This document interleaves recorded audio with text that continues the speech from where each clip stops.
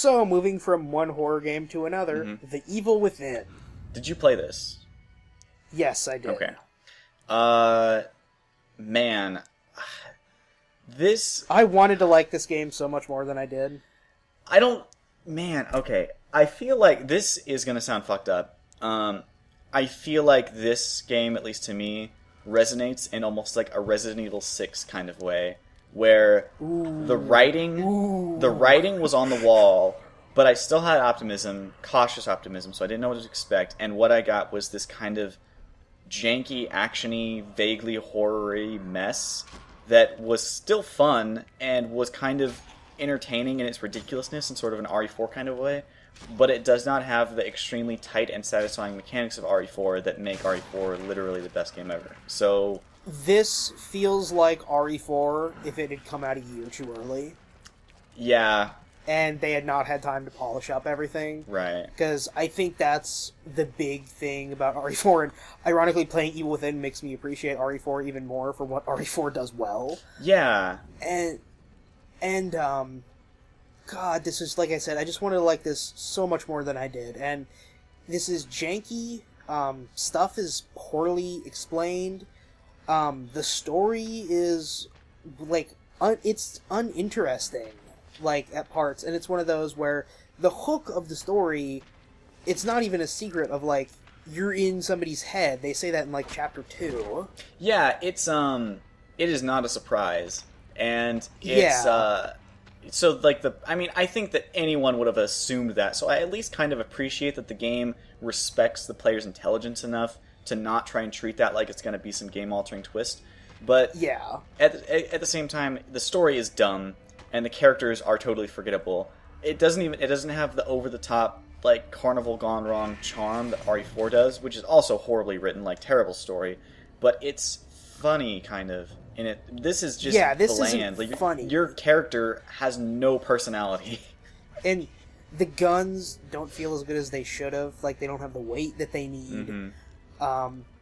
I do really like the kind of concept where each chapter in this is kind of like its own horror movie with a different horror movie setting and, like, kind of horror movie troops. You know, you got your monster movie kind of a setting. You got a disaster movie. You got Saw. And each one kind of takes a different angle. And I like that aspect about it, but have you played New Game Plus in this at all? I played around with it. I like that they added a chapter select for New Game Plus, and they gave you like a rocket launcher and a machine gun. So it seems like New Game has replay value, which is good. So I compliment them for adding a lot of replay value in New Game Plus because there's a whole bunch of items, there's a whole bunch of collectible items and stuff. Those are all fun. Mm-hmm. But I feel like replaying it again shows how kind of not fun the combat engine is. Yeah. Because RE4 is fun to replay, even if you're overpowered. This, I feel like when you replay it, I was just too powerful to have fun. Yeah. And it just wasn't all that interesting a second time through, and that was really disappointing because I was really psyched up to play with, like, all the upgraded stuff. And then also, it doesn't really matter too because everything one-hit kills you. Mm-hmm. And that's another really annoying aspect of this game, and I think it really works to the detriment of a lot of the fights, because they just kind of turn into damage this thing that kills you if you get within 5 feet of it. Yeah. And you're just kind of running away from this big, invincible, like, death cube. And it just made a lot of the fights really unsatisfying. Yeah, it is not a great... I would say it's like a 7.5. And for as much as, like, I'm complaining about, I think your first playthrough for this game, it is a pretty fun playthrough. Mm-hmm. Like, it's worth playing, and there's some joy in the kind of constant, like, shifting between all the different styles of gameplay. And there's some really cool, like, touches and transitions. A few of the small areas are really good. There's the one area that's just completely made out of mannequin faces. Yeah. There's another time where you fall down a giant Silent Hill hell shaft, and then, like, the perspective turns, and it turns out you're rolling down a hallway. And, like, there's some really cool touches, but it just can't really help, like, the endemic issues to the major game.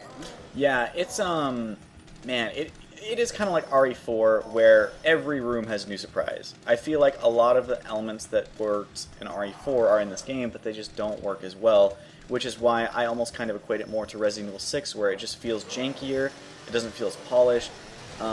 the ideas aren't as refined. You have, near the end of the game, a really bizarre spotlight stealth section followed by an infuriating, like, run towards the screen section, and it, like, fuck that nonsense. Like, that's something Resident Evil 6 would do. So... I have a hard time recommending this game. Like, I think it's definitely worth a playthrough, and there is some really nice atmospheric touches, but I wanted to like this leaps and bounds more than I did, and, you know, Alien Isolation ended up easily being best horror game of this year. Yeah. Easily beat this out. I thought that was going to be the other way around going into it. But, overall, I'd say probably worth playing, but maybe wait on it a little bit. Yeah, I would agree. It's a game that you would probably want to pay less than $30 for. You know, it's still a good game, but just not amazing, not Resident Evil 4. People say it's better than Resident Evil 4. It's a weird thing, because I would still probably like put this at like about a 4 out of 5, but given the pedigree, it's pretty disappointing. It's kind of the same way, you know, if I could really compare it to something, it's like Shadows of the Damned. Yeah, I would This agree. game isn't terrible in its own right, but boy, does the pedigree make this seem like it should be a lot better. The pedigree didn't lead me astray, I would say, because Mikami has a really hit or miss set of games anyway. I figured this could go a number of ways, and it was kind of middle of the road. It was about as good as I expected it to be. I didn't think it'd be great. I didn't think it'd be bad. I just thought it'd be like, oh, it's a 7 out of 10 horror game. It's exactly what it was. And the problems that it had were the problems I figured it would have. I wanted it to be better, but I wouldn't say I came up disappointed. So it was just at certain points, like, I could not wrap my head... The most surprising thing, I could not wrap my head around this game being marketed as the ultimate return of survival horror when you have a section where you have zombies shooting at you with a heavy machine gun while you weave in between cars. Mikami, here's a quick piece of advice. Never give zombies guns. Okay, It's not okay. You've got a zombie with a sniper rifle early in the game. Fine, whatever. Later on, you've got zombies with assault rifles that you can't headshot. What the fuck? Then you have zombies with a heavy machine gun that, like... What? Why? It's a shame, too, because... Like, in Chapter 7, the first chapter where you fight the Keeper, that chapter's amazing. You go through the tombs, and you're exploring, and you're fighting enemies at a pretty good pace, and then the boss... That's, mind you, like, the only good boss fight in the game. Man, Resident Evil 4 has amazing boss fights, and this game just came up short so poorly in that regard. But, yeah, like, that chapter was, like, a perfect vertical slice for what this game should have been. And it is just kind of glimpses of and like, you know, over the course of the rest of it. So, yeah, and there's pacing issues in this game too. You know, I felt like you know, I hate to keep bringing up Resident Evil 4. It's really hard not to. It really felt like a village, castle, island situation where once you get to the city in this game, it really feels like it takes a dive. I would agree, which is unfortunate because I think that in terms of level design and the way it looks, the destroyed city section is really cool looking. I thought it was very interesting, but in terms of, like, gameplay, like, there's actually, you're going through the mannequin warehouse, which is like, wow, that's a section, like, that's a level, I guess. And you have to sneak around, and I forget why you can't fight, but you have to... Oh, no, you can't shoot anything. Yeah, you can't shoot. And if you shoot your guns, it'll light stuff on fire. So you have to sneak around, and that section was pretty cool. I like that. But, yeah, for the most part, it was... Like, the city sections were just weird. And the end level felt like some Mega Man, like, boss, like, rush mode shit, I guess. So... Yeah, I completely ran out of ammo at the end of the game. I didn't. I was fine, but it was just like you fight the fake Ruviks that throw up the hands that track you and kill you in one hit, and like, man, fuck that shit. So it really got on my nerves because the game, it's like, oh, you got to be stealthy and you got to use these other techniques, but it's like only for like the 25% of the game where it allows you to do that. The rest of it... You're actually sneaking around. There's a question of, you know, that's a real problem of you don't know when you're supposed to be stealthy. Yeah. And perhaps illustrated best by the first enemy in the game, who if you go up and try to stealth kill, you will stab in the back and he will turn around and kill you. Oh, really? I didn't know that. Yeah, the first chainsaw enemy in the first Oh, game. yeah. Okay. If you open backstab him, he will turn around and kill you. I figured that'd be the case. That part was, even if you don't try and kill him, that part was surprisingly hard. Like, a pretty rough litmus test for the very beginning of the game. So, Okay, we got to finish up with yeah. Evil Within. Sorry, I can't believe that took all of our time. We're going long on this one. So yeah, Evil Within. We both wanted to like this a lot, but we didn't. And even if it's bad, it's just okay. Yeah. Right now, and I'm leaving it at that. I don't want to talk about this anymore. It's depressing. Let's go on and talk about a really, really, really good game, Bayonetta 2. Bayonetta 2. This game. So both of us borrowed Wii U's to play. We this. did. I actually still have the Wii U in my possession. I should probably give that back. But she's playing Dragon Age. She's good. I feel like I've introduced every game so far. You go ahead. So Bayonetta 2, odd development history of Bayonetta getting exclusive publishing on a Nintendo console. I don't really think anybody ever thought that would happen, but hey, it's more Bayonetta, so that's great. Yeah. This is an incredible character action game. Yes. It is the best game this year. I don't know, like I said, I'm hesitant about calling something perfectly the best game of the year just because I don't like pinning something down that much, but it's definitely like in the top 3, depending on my mood for the day. Right. This game, it cuts the fat of the annoying stuff from Bayonetta 1, and it includes Bayonetta 1. I don't think that should be a factor in its critique, but yeah, that's a pretty good bonus. Yeah, it has Bayonetta 1. This game cuts the fat. It is a remarkable 12-hour thrill ride with amazing boss fights, and incredible set pieces, and perfect pacing, and really awesome weapons that you get over the course of the game, and a really... Oh my god. Okay, favorite weapon. Go. Okay, I'll go. My favorite weapon, I believe it's Chernobog. It's the chainsaws. Oh my god. I think that was easily my favorite. I had the most fun using that in chainsaw roller skates. That was just amazing. I do run them on my feet for chainsaw roller skates. I would say mine is probably the whips. Oh yeah. Because you Aruna? Yeah, that Arune or I don't know, but yeah, the whips. I had a setup where I had like pistols in my hands, whips on my feet, and then I had Rakshasa on my hands, and then Chernobog on my feet. So that was what I ran with, and I played the game for 50 fucking hours, and it was amazing. So see, unfortunately, I had to give the Wii U back pretty early on. Damn. Okay. So I played through this and then played a couple hours more just trying to get a bunch of crap, and that is what I've played through. Okay. Yeah. I think. So you've said it's incredible in every way, and I pretty much agree with all of the things you're saying, in terms of how it's good. So I guess I'll be the negative Nancy and talk about a couple of things I didn't necessarily like. I thought some of the pacing was a little wonky. I thought you spent too much time sort of getting to the meat of the game. A lot of the game's kind of about getting into hell, and I thought it took a little long to get into hell, partly because that was the coolest area in the game. Mm-hmm. And then the finale, while good for a normal video game, I think is weak compared to Bayonetta 1. And admittedly, that is because Bayonetta 1 has possibly the greatest finale of any game ever made. Yeah, I would agree. Bayonetta 1, the stages of that final level are probably unmatchable. I think it's almost... I think it's almost an unfair criticism to say, well, but Bayonetta 2's climax wasn't as good as Bayonetta 1. That is an almost unfair standard. Yeah, so... Because, it's kind of... Bayonetta 1 features you punching God into the sun. Yeah. And that's pretty hard to top. Bayonetta 2, at least, I shouldn't spoil it, but it has some... Well, I won't spoil it, but I guess I could say Bayonetta 2 retroactively makes Bayonetta 1 better. Yes, it does, which is... I did not think I'd ever care about the story for either game that much, but I do like how Bayonetta 2 is...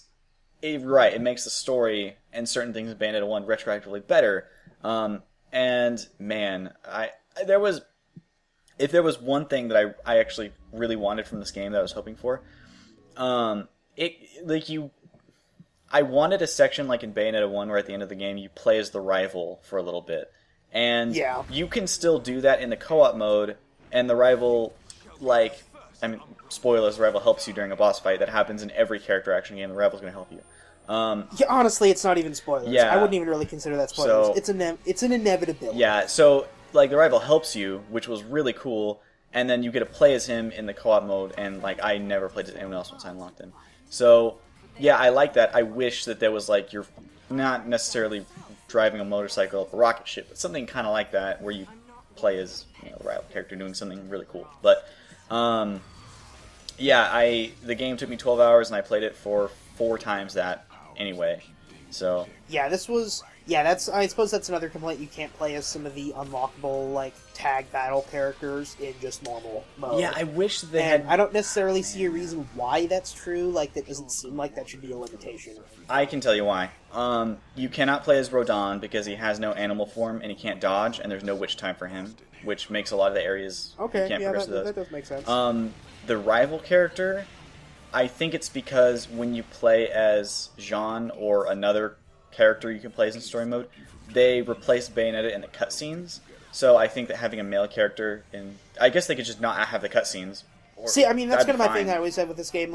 People will, if you're replaying the game as with a different thing, plot doesn't matter at all. Yeah. Fuck the plot just at that put point. Bayonetta in the Who cutscenes, cares? or just make the cutscenes broken with the rival character doing weird stuff. That's fine. Or just don't have them. Just don't have them. Yeah, that's fine. I wish that was the case. But anyway, that is ultimately a pretty minor complaint in what is an extremely technical, ridiculously well-made game. A minor blemish in the otherwise near perfection that is Bayonetta 2. Okay, well, I suppose let's move on to the other Platinum game. Legend of Korra. This came out the same week, if I recall. Yes, this came out the same week as Bayonetta 2. I actually played this before Bayonetta 2. I did too, yeah. I was like, this will be a nice thing to tide me over.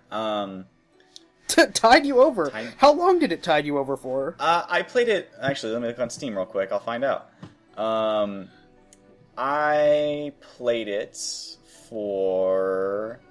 Legend of Korra, 5 hours, and I beat it on both difficulties. So, yep. Yeah, this is not a long game. The best opinion I've heard about this, or statement I've heard about this, and I can't remember where I originally heard it. This is a character action game that costs $15. Yeah, and that is pretty much evocative of everything you are going to get out. Yeah. Now, it is probably the best character action game you could get for $15, but it is still only $15 and has the budget to match that. Yeah, it is sinful. I'm okay with reused content at times. This game is sinful with its use of enemies over and over and over again, and bosses over and over and over again. There's 3 bosses, and there's 5 enemies, and even for a really short game, with just the sheer amount of carnage you are responsible for, it gets old fast. And yeah, I would agree with that. There's really only one major boss fight in this game, and that would be the final boss. And that was a pretty good fight. That's probably the highlight of the game. That's true, yeah. That's kind of the only time Platinum got really cut loose and went full platinum on something. Mm-hmm. I think the combat mechanics, they're decent enough. It was fun enough to play through. I don't know if I'd want to play a long game with this, because they're still pretty simple. Yeah, also, I don't know if you played it enough, but Extreme Mode is ironically easier than normal mode by a significant margin, because once you get, you can have a certain combination of talismans, and you get, level 10 airbending, and the game, turns into Dynasty Warriors. It is mindless. The only difficult part is the boss fight where you're riding on Naga in the snow. That was a fucking pain in the ass, but everything else was really easy, so... That's, this game is weird, too, because, A, this is a Legend of Korra licensed game. It has an original story, and the quote-unquote original story is, hey, there's a bad guy, you should beat him. Okay, that's it. Yeah, and, I mean, I skipped the cutscenes, and the animation in them looked really off. It's about 10 frames a second, maybe. Yeah, it did not look good, and I'm sure the story is nothing worth remembering. Oh, the story is literally there is a bad guy and you need to fight him.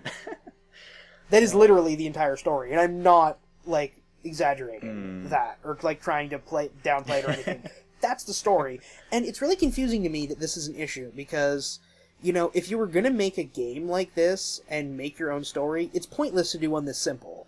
And you may as well have just based it on the show and just used, like, animated cutscenes from that. Like, if you're gonna be this lazy about it, what's even the I point? wish that they had utilized more of the elements from the show, even if the story sucked. Like, at least use existing villains. You have the Equalists. Why did you not use the Lieutenant or something? God, bring him back someday. I wish that they had done a little bit more with the story. It feels like even just the voice acting from Korra when you're playing around just feels so phoned in. But Well, and it's... sad. And then, oddly enough, I actually kind of liked Pro Bending. Like, if they had released that as a $15 standalone game and expanded that mode to where you could have, like, actually a team of people and it was like you could do 3-on-3 multiplayer or something, that might have been more worthwhile than the story we got. Actually, the pro bending was pretty fun. I agree with that. That was probably the most developed portion of the game. And Yeah, like that, I thought that was going to be a lame, stupid minigame, and it was like, oh, this is oddly fun. yeah, it's still like a decent game. It runs really well, at least on PC. It looks okay. It's a $15 character action game. So I would say if you've played Devil May Cry or Bayonetta before and you want something, a budget version of that to tide you over for an afternoon, I think this will do it for you. So, Or, I guess, if you're a Legend of Korra fan, maybe? I honestly wouldn't say so, because the story will give you nothing of worth, and the gameplay is probably too tough. Like the first normal mode, like that game, like that kind of kicked my ass a couple times. I was surprised. Yeah, it's actually surprisingly hard. Yeah. So actually, you know what? I guess I'll wheel that back. If you want to play a good Legend of Korra game or a good Avatar-verse game, go play Jade Empire. Yeah, that's so true. I did not make that connection. Yeah, go play Jade Empire. So there you go. Okay. You played Shadow of Mordor. I did play Shadow of Mordor, and if you've played Batman Arkham, insert word here, you've played this game, and that's basically it. It's a really good, but it's the most blatant, shameless imitation of a game I've seen in a long time. Well, it originally started as a Batman game, didn't it? Well, it's published by Warner Brothers, who also does Batman. I don't know if it started as a Batman game. I believe it actually did start as another Batman game. Really? They changed the license during development. I didn't know that. Maybe. It would not surprise me because it feels like it. But it is the most blatant license imitation for a game I think I've seen in probably 10 years in regards to a video game. It is like it's something that's not like a Chinese knockoff, you know. I mean, it is like shameless. Like in Batman, it's like when you get to ×8 combos, you can instant finish an enemy. Then you can make an upgrade that makes you do it at 5 times combo. And then you can also do it where if you time your hits properly, you get ×2 hits per hit. And this is, those exact mechanics and upgrades are in Shadow of Mordor verbatim. Is this another Troy Baker game, too? I don't know. I think he's the main guy in this. Oh my god, he probably is. I bet he is. But I don't know for certain. You even got detective mode. It's Wraith mode, but it's fucking detective mode. But, you know, Batman, that's a good formula to copy, and it is a very good game. It feels like, even though it's imitated to the point where there's almost no creativity in this game, it's done to such a well-developed and polished degree that I almost can't even complain, because they picked a good formula that other games haven't really copied that much. And people are still waiting for the new Batman game next year, so I think this will tide them over. Very good game, really well developed, a lot of fun, 8 out of 10. So now, see, I think I reached my you invade base areas and attack people quota this year with Far Cry 4, which I'm currently playing through Far Cry 4. Mm-hmm. I'm liking it more than I thought I would. Did you play Far Cry 3? I played Blood Dragon, but I did not play Far Cry 3. Well, you played the better of the 2 Far Cry 3s anyway, so... I'll put it like this. I can play about one open world game a year, mm-hmm. and Far Cry 4 meets that niche, I guess. I was initially interested in it because, like, Kairat as your kind of, you know, Himalayan Tibet stand-in, mm-hmm. like, that seemed like a pretty cool setting for an open world game. And I was kind of down to play something with a more unique setting than, like, an island or a city or something. Mm-hmm. And on the one hand, it's fun. It's very Ubisoft formulaic. Right. You know, if you've played any Ubisoft game where you need to take over a large tower object to reveal part of the map and then invade bases to get, like, safe spots, this is it. Yeah, that's kind of what I gathered. So. And, this is gonna sound really insulting, but it's not. This is the kind of game that the design is less impressive than, like, the money put into it, because the success of this game is basically Ubisoft can put a lot of money into it. Right. And that's why it works. Yeah. They have the money to create a very large world, and they have the money to create a world where you do a whole bunch of, like, fun stuff in that world, but nothing in it that I have really played is, like, designed super, super well. Like, you know, there's not really anything original in this, or anything like that. Gotcha. You know, there's nothing that I would say, you need to play this game right now. There's probably one of the greatest alternate endings of all time. I've seen that. It is really cool. in this game, and I want DLC where that becomes a secondary campaign. That's to the what main I game. thought, because I haven't played it yet, but I've seen the alternate ending, and I was like, that feels like something that should be a season pass or something like that. I would be okay with that being a season pass. And speaking of in that trend, my main problem that I'm having with it right now, you know, I like it well enough, and it's definitely worth putting time into. But I'm running into problems with the story where you're getting to that. It gets to that weird point when you're playing a video game, and you can't choose to do anything outside the realm of what the story will allow you to do. And it's kind of like, I don't really like anybody in the story. Oh, that sucks. And you're in the point where you're just kind of working for a lot of people. You don't really get to make your own choices about what to do. And when you get presented choices, it's, do you want to ally with person number 1 you don't like, or person number 2 you don't like? That sucks.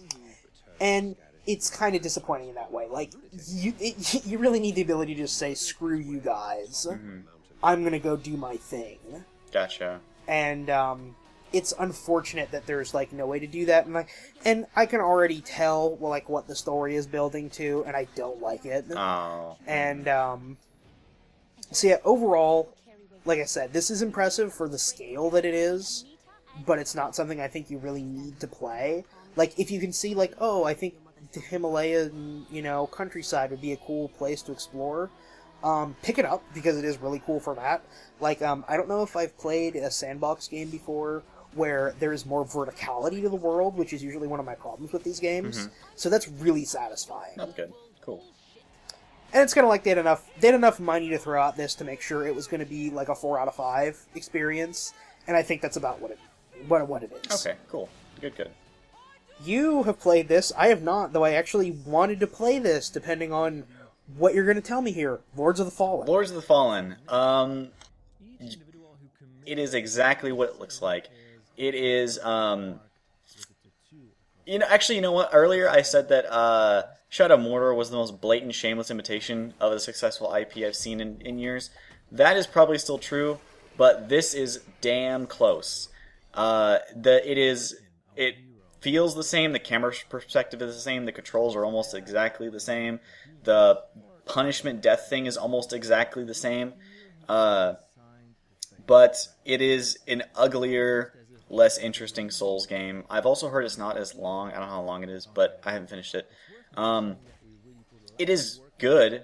I mean, if you want an RPG that is just you go through dungeons and hack stuff up, I'd say get Demon Souls and Dark Souls. If you've played those, get Dark Souls 2. If you played that too, then it's like, well, wait for Bloodborne, but if you can't, buy this. I think it's worth playing, and it is fun. It's like a 7.5 out of 10 game, I'd say. Doesn't feel super polished, doesn't have that kind of intangible grabbiness that a Souls game does. I mean, obviously the fact that I haven't finished it, and I've had it since it came out, kind of speaks to that. But it is a good game. I think that it's probably worth $30-$40.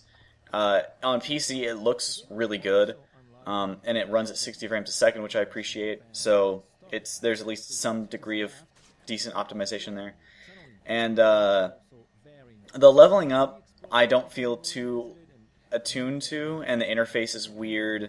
And the main character, I don't care about the characters. I kind of wish they just gone with like make your own character, but yeah, I mean it's good. It has some really cool moments. There was one section where you go through like a challenge thing where you go to like a demon dimension and you're going through area like it's a almost like a Tomb of the Giants type thing where you can barely see in front of you and you have to fight enemies and you find goodies and everywhere and then you escape, and like it has these neat moments of creativity that I appreciate.